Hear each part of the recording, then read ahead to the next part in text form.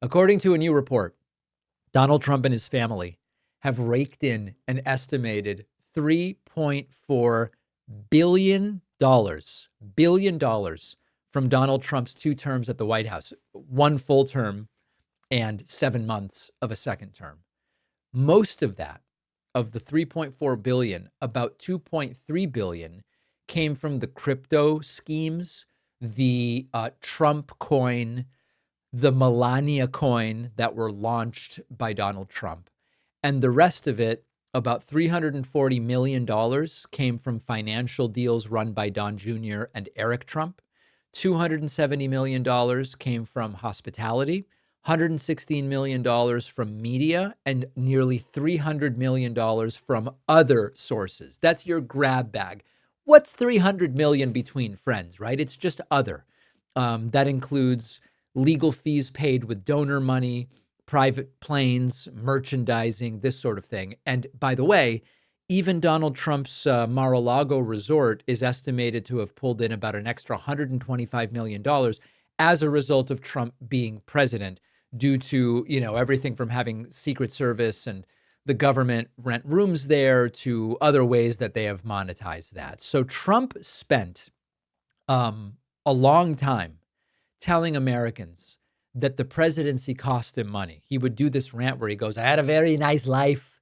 I didn't have to be here with you people. And I was making this money and it cost me money to be president of the United States. He sacrificed, what a big boy. He sacrificed his media empire to serve the country. But the analysis shows that that's a lie. Trump has gained hugely.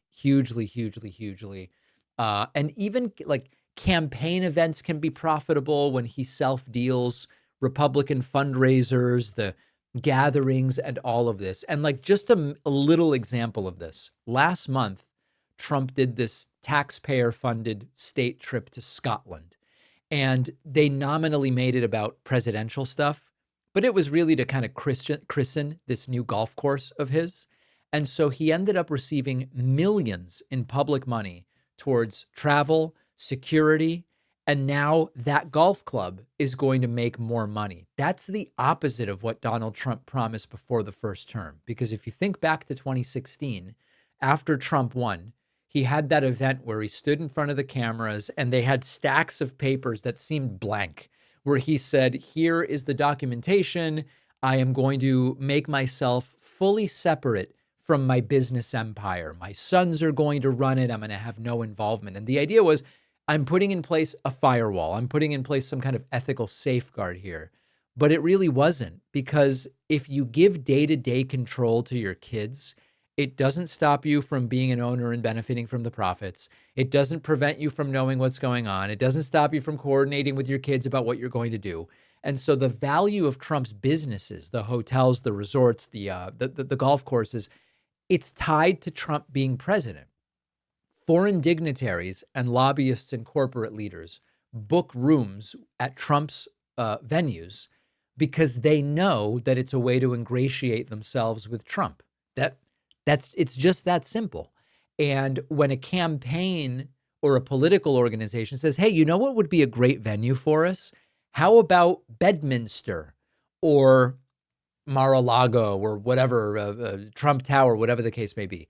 And so traditional presidents have put assets in a blind trust so that they have no knowledge, control, or ability to make decisions to boost personal wealth.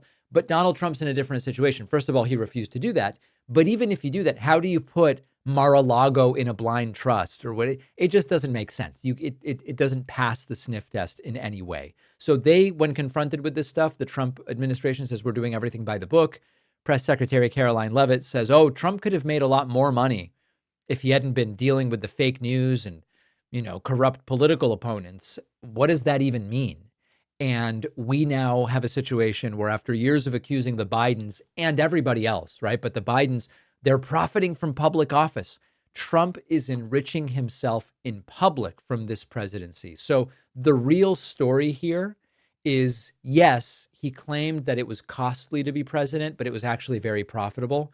But the second order story is he doesn't even feel the need to hide any of it. It's not, he made $3.4 billion from the presidency. It's he ran on draining the swamp but built one of the most lucrative presidential swamps in American history. And he did it without even pretending to follow the rules that he said he believes in. $3.4 billion, not a bad payday for a few years in the Oval Office. That's for sure.